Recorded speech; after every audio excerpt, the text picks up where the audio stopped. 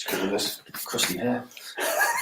Good evening, everyone. Here we are. It's another Saturday, and we are here in the Live League studio. Phil Barrs, joined by Paul, the Asset Nicholson, as we look ahead to what's going to be a fabulous night of darts, Paul. Yeah.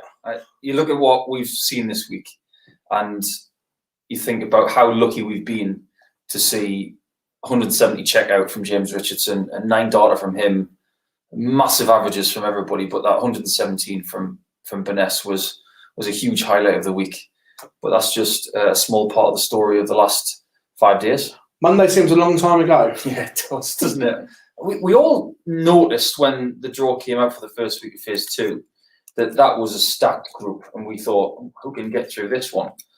Fair play to Martin for getting through it, but it wasn't easy. We've had weeks where people have picked up 24 points from Group A, 26 even from Warby, and other people have gone over 20 points, but not Martin.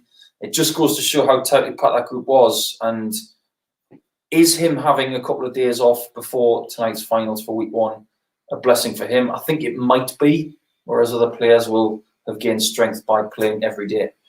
Yeah, we'll start at the beginnings. It's a good place to start. As you said, Martin came through a very good looking group, and there we have it on stage. 9 wins from those 15 games, 18 points. James Richardson will be thinking, though, if only I'd have had a good Monday. Yeah, he did not play badly on Monday. I think his running average for Monday was 95. That just goes to show how good Group A actually was. Thornton at the bottom. What's that all about? Yeah. The fact of the matter is, he was playing good darts at times, but his B game stuff, he was suffering because other people were playing really, really well. Burnett worked so hard, but ultimately the highlight of his week was Tuesday, because he won Tuesday's daily table. But Richardson, day in, day out, was good average-wise, but points-wise got better from Monday to Tuesday to Wednesday, and then obviously on Thursday and Friday was undefeated. Yeah, I suppose the big shock from Group A was Robert Thornton finishing bottom. That shows the strength in depth in that group. It does, and I think at this point, what we have with some of these players is we're finding out where their game is at. When you look at the Pro Tour stuff that Robert was involved in with Niederhausen, we saw that his Pro Tour form, it's right there. He's ready to compete in a best of 11 format, but in best of 7, maybe he's being found out a little bit more. But we know how good he is at fighting his way out of a corner. So it'll be interesting to see what he can do tonight. But I think he can consider himself very lucky to be here tonight. Yeah, we'll come on to that in a minute. He did sneak, shall we say, but Martin Adams will be better for the rest as well, where if he'd have not won Group A and had to play all 5 days, you'd have feared for him a little bit of tiredness, a bit of jadedness in the game. Yeah, if he'd have had the same schedule as James Richardson, which is incredibly likely, if he had lost one more match or if James had won one more, I think maybe he would have come into the finals tonight just a little jaded, a little tired. But I get the feeling Richardson's someone who's got a lot of energy in the tank. So I think it's worked out well for both of them. So the last 2 days, putting his feet up and practicing at will and keeping sharp, and maybe not doing as much as, say, Monday, Tuesday, Wednesday, I think that is definitely good for Wolfie fans. Completely agree. Let's hope, man, we'll get the right one. I can't think it's that one. Yes, we got there. Group C, this was all about one person. Yeah, you can say that again. 10 games played, 10 wins, plus 26 in lead difference. That there is a Group C record, because previously Colin Osborne and Scott Baker had got 9 wins from 10, and the league difference record was 23 from Scott Baker. But he owned that group. And look at the gap between him and Thornton: 8 points, 4-game difference. We haven't seen anything like that before. And Burness was untouchable. Yeah, just in a complete world of his own, and he'll be a huge danger tonight, which we'll come on to in a minute. But on Friday, around 1:45, the Thorn would have been in that practice room sweating. He'd done his part, he'd won his game, and it was over to Matty Dannon and Jamie Kelling. And JK broke May Dennant's heart with a leg of the gods almost. Yeah, I think that's probably one of the ways that I put it at the time. Matt Dennant at the time thought he had to win 4-0. So I think at the time he may have thought that I was already out. But when you look at the context of what Jamie Kelling did in that fifth leg, we all knew the situation. Maybe Matt didn't, but that 12 darter to leave 41 after 9 and to take it out in the one leg that could change the entire table, it was an extraordinary leg. It just goes to show what Jamie Kelling can do under pressure. The more he's exposed to pressure, the better he will get. Yeah, it was interesting. I actually had a quick chat with him. He said he came in Thursday again, lacking match practice because at the moment there's nothing. There's nothing for them to play in. And we saw come Friday, once he had a day under his belt, completely different animal. Yeah, he has to constantly play. That action is getting smoother and smoother and smoother. But if he keeps playing 2 or 3 days in a row, then goes away from the online Darts Live League for 2 or 3 weeks or even longer, and doesn't get that action, then comes back, he's got to get that warm-up period again. Yeah. So he's going to constantly be found out by people who get a good start. We've seen it this week, but he did have an effect on Group C. So, yeah, I want to see him back at some point. He's a great player. But, Robert, knowing he'd done his bit, you know him very well, what would he have been like? Would he have been sat there, cool, calm and collected, or is he a pacer? Knowing Robert as I do, I think he would have had an eagle eye on the screen. I said to him after the coverage, I said, "You lucky such and such." And he said, "There's no luck about it. I did my job." Such a politician. But he had to win by 4-0, didn't he, against Richie Burnett? Yeah. What a performance that was. Richie knew he was out, but he still played well in that game. And Robert, the tenacious nature, I wouldn't expect anything less from him. Touching on Richie, those results don't say how well he played. He scored immensely. Yes, the doubles were, the radar was off and there were some wayward ones, but he actually played better than what those results suggest. I think as far as gameplay is concerned, he kept himself in there in a lot of games that maybe some people would have suffered in. Early in the week, he was the best on the doubles of everyone. That was the strange thing. That is what tailed off by the end of the week. And the scoring average throughout the week, it stayed around that late 80s range. The weirdest thing was, in the first couple of days, he was averaging around 89. Worse than everybody else. But he was second in the table. Yeah. It was weird. It just goes to show how good his doubles were at times. But by the end of the week, you just get the feeling he was starting to tire. And that's what you get when you play 5 days in a row. Yeah. It's difficult. People think that playing darts, 5 games in a day, 5 days in a row, oh, yeah, it's simple. It's only best of 7. Well, try it. It's not easy. Mentally tough as well. Yeah. Especially for someone who hasn't had the easiest of few years. He's coming here with a clean slate. He wants to prove himself, and I think he's been the most entertaining player. Maybe not because of the standard at all times, but the reactions from Burnett Cam and some of the disbelief in that can't possibly not be in. He's been fantastic to watch. I would pay good money to watch him every week. 100%. I think there should be a Richie wild card into every PDC major going, but that's another story. Yeah. Moving on to Group B, played over this evening, and again, one man sticks out, and his nickname says it all. He was ruthless over these 2 nights. He remained focused from the first start to the very last one. That's what I admire about James the most. You don't win the European Mad Championship for being a bad player. He took out John O'Shea in that. It's just another little nut into the tight factor that is James Richardson. He's a great darting machine. He lives and breathes the sport, but there are times where he can't be touched. His double top shooting yesterday in maintaining his unbeaten record through this group, a bit like Burness in a shorter format, of course. When he left tops, it was getting hit. I'm going to do some research and see just what his ratio was on it yesterday. It was frightening. One man will be breathing a huge sigh of relief, and he's literally snuck in by the back door. Someone's left the key under the mat and he's hit the jackpot. Chaz Barstow had a horrendous Thursday, and to sneak in on 6 points can consider himself very lucky. He's someone who will take that fortune and run with it. He did it week 8 in phase 1. He was fortunate to make it through that group, but what did he do on the Saturday night? So can he do it again? But yes, he had a bad start. He lost 4-0 to Scott Marsh, then he lost 4-0 to Aaron Monk, and you think, hang on a minute, how can you possibly get through this group when you've lost your first 9 legs of the group? But he's done it. So when you look at the lineup for tonight as a whole, the thing that pops out the most for me is how many people have played well on a Saturday night from this group. We're looking at Saturday night specialists here in Burness. Hasn't lost a group on a Saturday night. Neither has Barstow.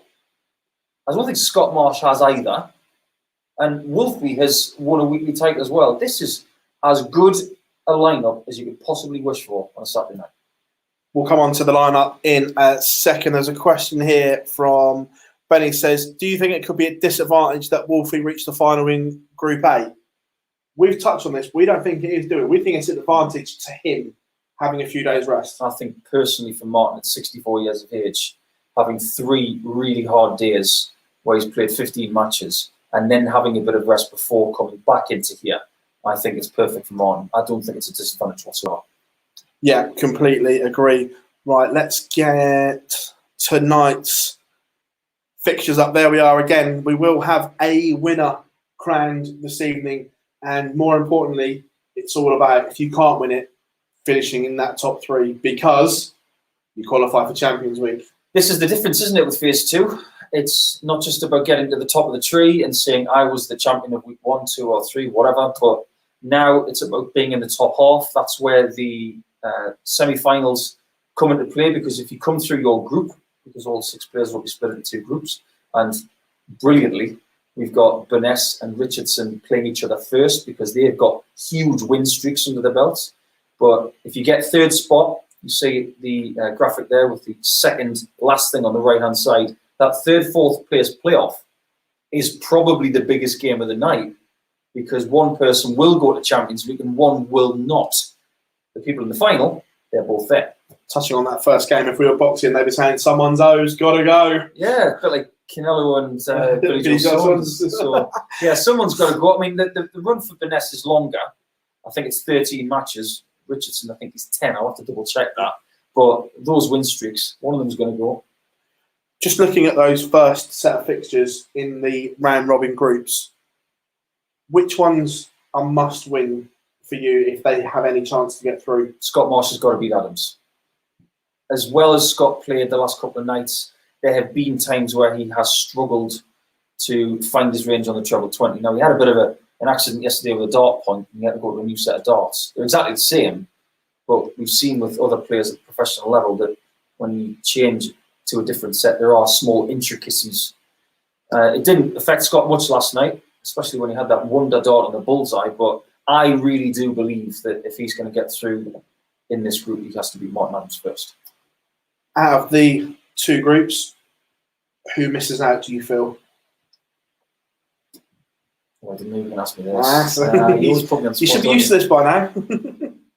I think the way that Barstow will come tonight, I think Robert might miss out. I hate saying that. He's a close friend of mine. I'd love to see him in Champions League. He'll want it a lot. He will really fancy it, but I just get the feeling that the way he's performed this week, and overall, there are other people putting in bigger averages when needed, and Barstow, for me, is one of those people. But we all know when you back a Thorn into a corner, he comes swinging. He swings from the hills. Yeah, he does. It could be interesting. So, who do you feel is in the best position to go on and win this evening? James Richardson for me. I think he's got a win streak, but I think he's got a nicer mix of rest and practice than maybe somebody else, because he plays like this every day. He is incredibly darts fit. He will show a lot of tenacity and a bit of aggression tonight, and that confidence he's got on double top, if he hits it early and re-establishes that on the hockey tonight, I think he could possibly win this thing tonight. He's probably impressed me with the way he's gone on an upward curve this week. And Burness, even though he's had huge averages and a big win streak, that first game that they're playing, it could be the key to who wins it. Yeah, I completely agree. thinking about Burness. I just think it's combination finishing under pressure. We see 114, 113, 120 in and around that under pressure. It's not just that, though, Phil. It's the 76s, the 74s. Earlier in the week, he was nicking legs off people. They'd miss a couple of darts at double, especially against Richie Burnett. And then he'd have 76, he'd go 20-16 tops, 74, 14-20 tops. His likelihood of taking those 2 darters out in 3, it's been absolutely deadly all week. And that's why he's won so many matches. Yeah, completely agree. Let's jump into the chat room here, obviously about tonight. 10 o'clock play starts this evening. Go live from 9:50. We'll go live onto YouTube, but play starts just gone 10. Someone says, how do you decide the groups? They're preset already, that if you win Group A, you go into there. So every week it will be the same. It's a preset format that wherever you finish in your group, you will go into Group 1 or Group 2. That's preset throughout the whole thing. It's not as if we go, well, let's put these in these groups. It's not random. It's a preset format where you finish in your Group A, B, or C determines where you are in there. Is Matt Dennett in? No, Matty missed out by the narrowest of margins yesterday, but I'm sure we will definitely see Matty back. He's made a big impression here. Yeah, I think he's looking for consistency as Matt. He's a fantastic guy to have here. Had a bit of a chat with him, with the crew after he was eliminated, and he just, shrugged it off and said, it is what it is. I thought I had to win 4-0. I didn't get the right result. I got the win, but unfortunately I didn't get the right margin. Completely agree. Right.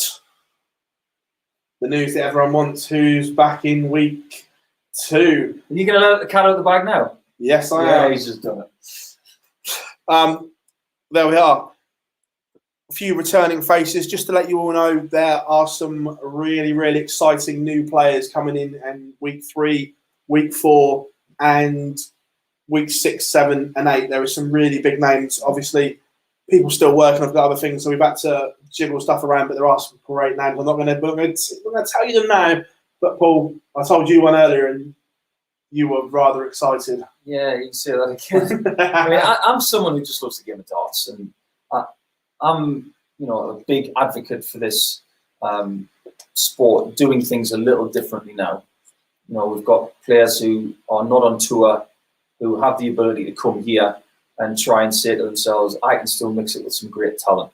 And I think that's what this has been all about this year.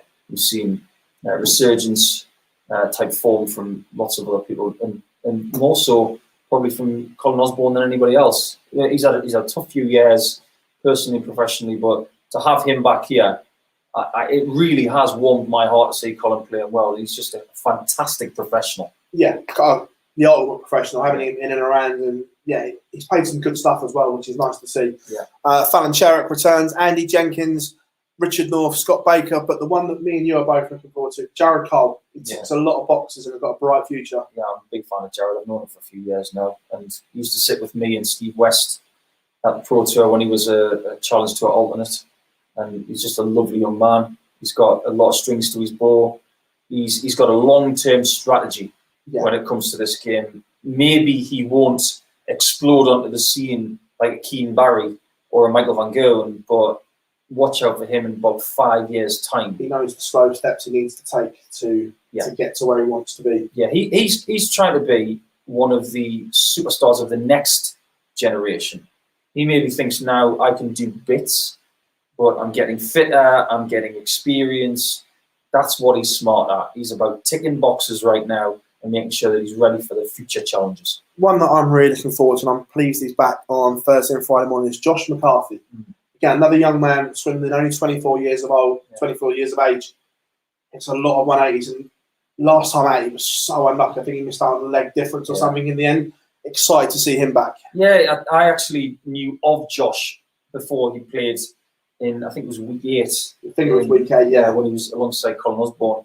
And I was really fascinated to see what he would bring. I was very, very impressed with him. I thought his temperament was excellent. I think his technique is all his own, but there's a lot of really good fundamentals with his game. I think there is a level for him to find that he hasn't found yet, which is exciting. But I think he's the kind of dart player that we are going to see more of in the next generation. He is what dart players look like now, and that excites me. Some other big news broke this week for the Live League. We've got the tie-up with MAD, so there are going to be qualification places up for grabs through MAD to come and play here in the Live League. That's huge for the amateurs. Yeah, not just recognised talent. What we are saying to people out there is, if you can win online and get yourself here, you can start writing your own story. There have been Roy of the Rovers style stories in darts over the years. The Della thing in 1983, the Rob Cross around 2017 and 18. But now what we're putting in place with the amateur side of things, outside of the Pro Tour, is the opportunity for someone to say, you know what, I'd love to play there against the likes of Osborne and Burness, Burnett, Adams. I mean, if you've never played against Martin Adams, what bigger carrot do you need to say, you know, if I get through this, imagine how I could play against Adams and James Richardson and all these kinds of players. I mean, what more motivation do you need? Yeah, and with some of the names we've got coming up that are coming in as well, not just mine, we've got multiple major winners coming in and things like that. So it's going to be a fabulous time. But for the amateur side of it, financially as well, the chance to win this career-changing money, because if you come and you win Champions Week, that pays for your tour for a year on the Challenge Tour or something like that. Yeah, depending on what plans you have, whether you are going to go to some modern amateur darts events. We know that they've got one coming up in Gibraltar. You might need some money for an event of that kind of ilk. Something that the WDF might want to do a little bit later in the year. But to give yourself, because you might have a bit of a tight budget when it comes to your home life. If you can qualify for this and get a few quid behind you. My career started when I won the Australian singles in 2007. I got about $1,650. That cash injection gave me the ability to travel to the next event, and then it snowballed from there. So what's to say that won't happen for someone else? Yeah, and playing in this environment, we're only a week into phase two with some real good things. Owen, absolute trooper referee this week, and that's made a lot of difference to the players as well. Hugely. I think you look at Monday and the standard we had, all the players had sampled this room before, but all of a sudden they can just play. You don't have to worry about addition. You don't have to worry about all of these little periphery things around them, like trying to figure out what treble 16, treble 17 and a single 12 does, if indeed that's the way they go. That's a great combo. But to be honest, we've had some weird and wonderful leaves this week from some Jose de Souza wannabes, and Owen's been doing all the legwork, and fair play to him. I think we could see one of them going for 3 tops tonight if they leave 120. We've already seen loads of people go for 2. Richardson's been doing it. Monk's been doing it. I wouldn't be surprised if somebody else. I'm the only person that I can guarantee that's not going to do is Martin Adams. He's still going 48-32. He's still old school, so he's going to go for the old school routes. But tops is now commonplace. But now that De Souza has shown us the way, Rhys Robinson has been on social media saying that that's his way as well. Royden Lamb used to do it when he was playing steel tip darts, you know, from say a decade back to the current day. It's not a particularly new thing. It's just a new thing because it was it. Gezi tried it. I can't remember where it was. Was it last year? I think he hit 2 of the 3 or something. Yeah. So we've seen them all do it, but the fact that it's been done now. We do get fashionable shots in darts. The way of going for 25 first on, say, 92, that's almost unfashionable now. People are starting to back themselves for 22 double 18s. But now we see someone doing that. You can guarantee that Peter Wright will try it at some point because he loves to see something that's a little bit new and fancy, and he'll definitely do it. But some of these players might think, you know what, if I'm a little bit further ahead, I might try something new, a bit like Diogo's dab dot. Fan or not? In that spot yesterday, I didn't mind it. But I think going forward, maybe keep it for exhibitions. I think Diogo knows that. we look at this and we've got a lot of experience on show tonight.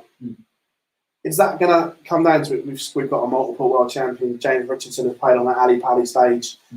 Scott Marsh, pressure environments in soft tip events. Burness has played, won the Tom Kirby, which is very difficult to win. And we go through. Do you think it's that someone's experience that they draw on could be the difference tonight? Yes, I do. I think experience is going to play a part tonight. But what really interests me is how they use the experience after getting through this in Champions Week when there's money on the line. So tonight is all about getting in the top three. And you look at someone like Scott Marsh, for instance, who has gone under the radar form-wise. And he said to himself, in my opinion, on Thursday afternoon, all I've got to do is get the top three. Do the job. That's what Barstow's done previously. When he needs, under pressure, to get the top spot, some of these guys know how to do that, and they've done it here already. And when it comes to Champions League in Week 5, they will gauge on that experience previously, because they've all done it. As far as tonight, it's all about top three. Interesting. Let's jump into the chat room. Come and say hello to everyone. Hope you are all good. Ian says, where is this played? A top secret location. MI5 have classified it. It's in my backyard. Where are we? Someone's asking for a few of the seniors. I'm sure we'll see some of them in the build-up to next year. I'm saying no. A lot of people happy to see Gerald Cole. Who do you think is going to win? Let us know. Reece says, what about the Premier League last night? What do we think about MVG's confidence at the moment?